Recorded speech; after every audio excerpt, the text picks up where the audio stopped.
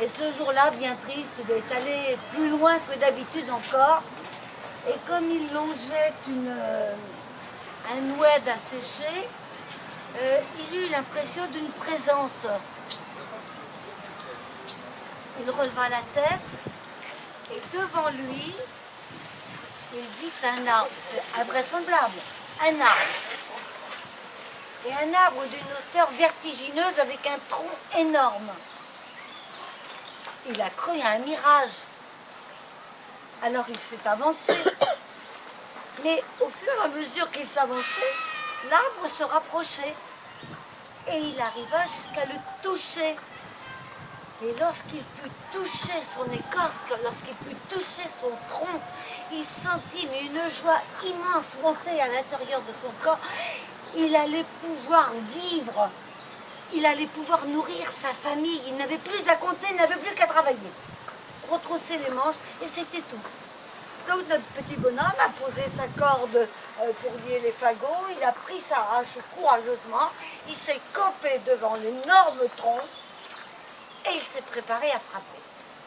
Et là, de toutes ses forces, il a frappé un grand coup. Et à ce moment-là, il a entendu un bruit énorme. Et un molosse a surgi de l'arbre. Il était terrorisé. Le molosse était furieux. Mais qu'est-ce qui te prend de frapper cet arbre ainsi? On a cru un tremblement de terre là-dedans. Mais je n'ai pas voulu le frapper. Ce que je voulais, c'est simplement pour moi cet arbre, c'est du bois. Et ce bois, pour moi, c'est la vie. Ma famille meurt de faim. Et je vais pouvoir les nourrir. Alors, le molosse s'est radouci et lui a dit, je vais voir ce que je peux faire. Le molosse est rentré dans l'arbre et à peine entré, il est ressorti et il a déposé un vieux sac au pied de l'homme et dans ce sac, il y avait de l'or. Le sac était plein d'or. L'homme n'a pas eu le temps de le remercier. Le molosse avait disparu. L'homme a saisi son sac, sa corde et sa hache, et il s'est précipité à la maison. Mais il n'a pas voulu raconter son secret à sa famille. Il avait eu tellement peur, mais c'était tellement bon d'avoir tout cet argent que ça a endormi un petit peu la curiosité de sa femme et de ses filles. Et ce fut une fête, là, un vrai tourbillon. Plus jamais faim, on mangeait à satiété, des gourmandises, des sucreries, on s'achetait des vêtements, une belle maison, des bijoux, la grande vie. Mais à ce rythme-là, eh bien, le trésor a vite fondu et notre homme s'est retrouvé sans plus rien et obligé de retourner dans sa cabane.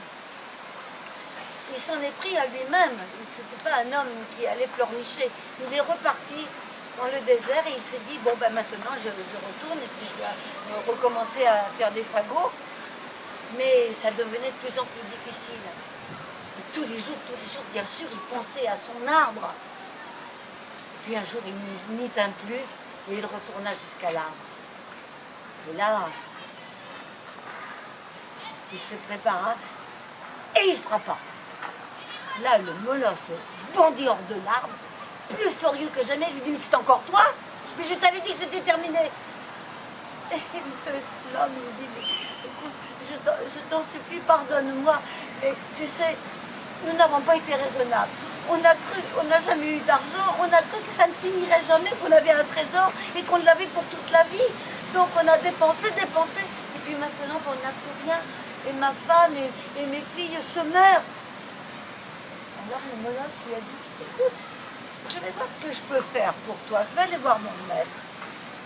Il est rentré dans l'arbre à nouveau, et là, il est revenu avec un sac encore plus grand que la première fois, et plein d'or.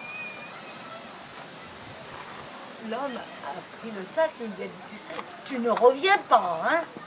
Et cette fois, dis ton secret à ta femme, et à vous deux, gérez-moi cet argent comme il faut que je n'entende plus jamais parler de toi.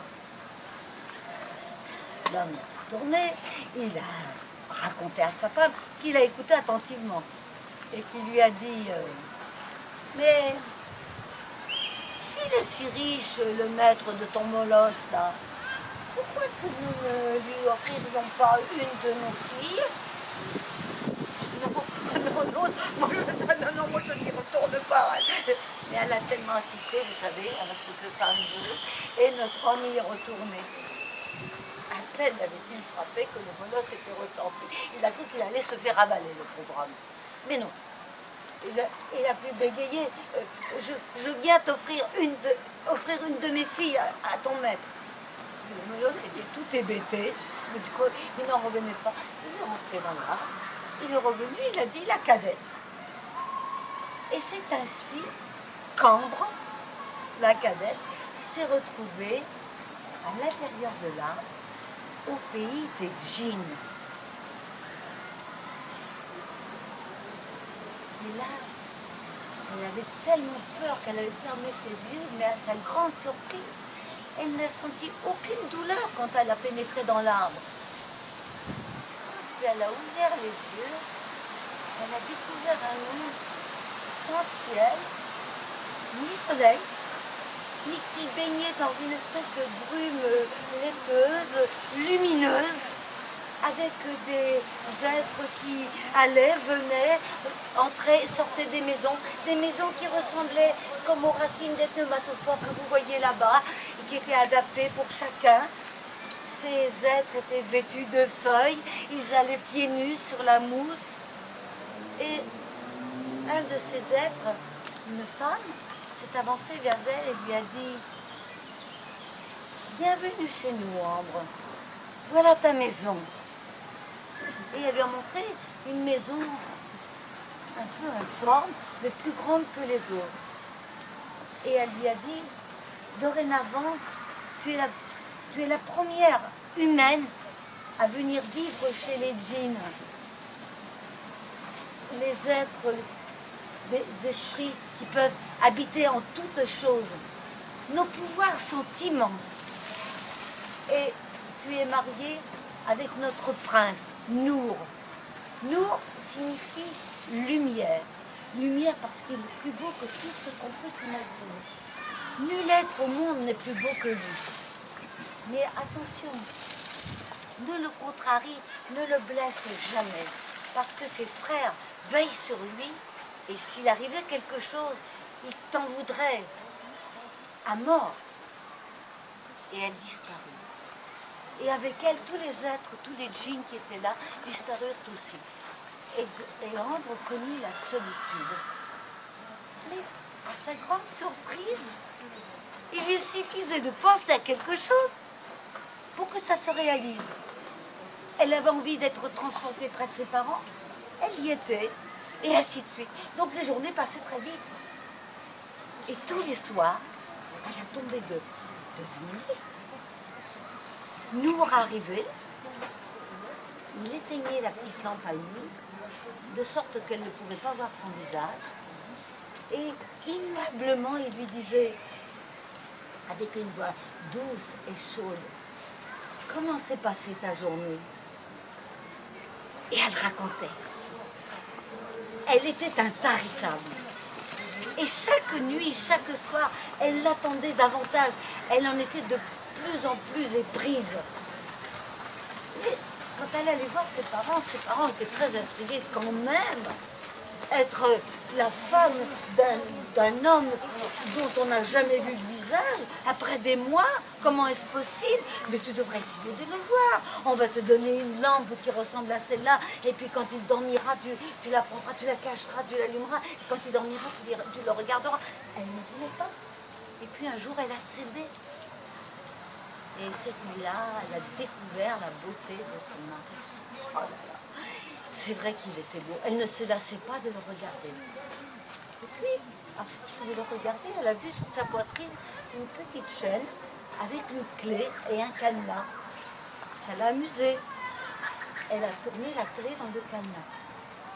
Et là, elle s'est retrouvée dans une ville toute blanche, lumineuse, avec des souks qui regorgeaient de marchandises, des bijoux magnifiques, des vêtements, des étoffes chatoyantes. Elle avait envie de tout. Et à chaque fois qu'elle demandait « c'est combien ?» On lui répondait invariablement, tout ceci aurait été à Ambre si elle avait attendu seulement encore une nuit. Au début, on ne comprenait pas. Puis tout d'un coup, elle a pris peur et elle a eu envie de se retrouver près de Nour. Immédiatement, elle se retrouvait auprès de lui, mais elle était tellement tremblante que lorsqu'elle a voulu remettre la clé dans le cadenas, elle a renversé la lampe à huile sur sa poitrine. Il a poussé un cri de douleur.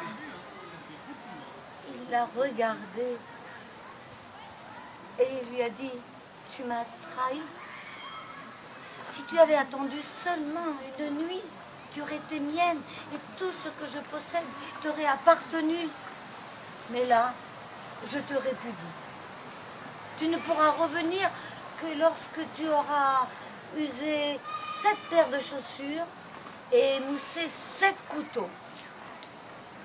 Et Ambre se retrouva hors de la chambre, parmi les jeans qui la jetèrent et la huèrent et la jetèrent hors de l'arbre.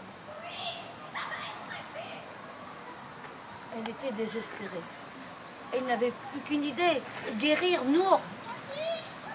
Que faire? Alors elle n'a pas réfléchi, elle s'est précipitée au marché et elle a acheté 7 paires de chaussures et 7 couteaux, et puis une outre et quelques livres. Elle est repartie solitaire vers le désert. Elle a marché longtemps, elle a usé 6 paires de chaussures et elle est arrivée dans un endroit plus ingrat que tous les autres, avec des arbres calcinés, tordus, morts, répandus sur le sol, grouillant de reptiles. Et comme le crépuscule tombait, elle s'est réfugiée dans un arbre mort qui était encore debout et elle s'est blottie dans la fourche de cet arbre, grelottant. Et là, elle a vu arriver 2 lions qui venaient tranquillement se coucher au pied de cet arbre. Ils se sont installés et elle a entendu la lionne qui disait au lion, est-ce que tu es au courant de ce qui est arrivé à notre ami Nour? Sa femme l'a blessé, elle a renversé une lampe à huile et depuis il a cette brûlure et il n'arrive pas à guérir. Et le lion s'est mis à trembler de tous ses membres, il lui a dit, tais-toi, tais-toi, tu veux notre mort? Et ils se sont mis à chuchoter, et l'ombre ne bougeait pas, mais elle écoutait. Et là, elle commençait à comprendre la signification de ce qu'avait dit Nour. Elle n'en perdait pas une miette. Elle savait qu'elle allait pouvoir sauver Nour. Et quand elle a attendu longtemps, mais après ce que le lion avait révélé à la lionne, qui était trop curieuse, ils ont eu beaucoup de mal à s'endormir. Dès qu'elle a entendu une respiration profonde, un léger ronflement, elle est descendue. Et elle savait qu'elle pouvait sans crainte tuer les lions parce qu'ils avaient des sommeils tellement lourds que le déluge même pouvait arriver, ça ne les réveillerait pas. Elle a donc égorgé les 2 lions, recueilli le sang du lion et de la lionne qu'elle a mis dans une outre.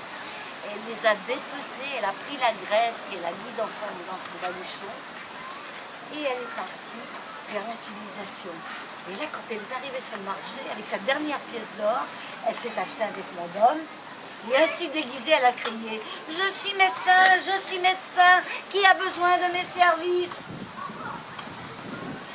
Et les frères de Nour, qui étaient à la recherche d'un guérisseur depuis tout ce temps, ne l'ont pas reconnu ainsi déguisé.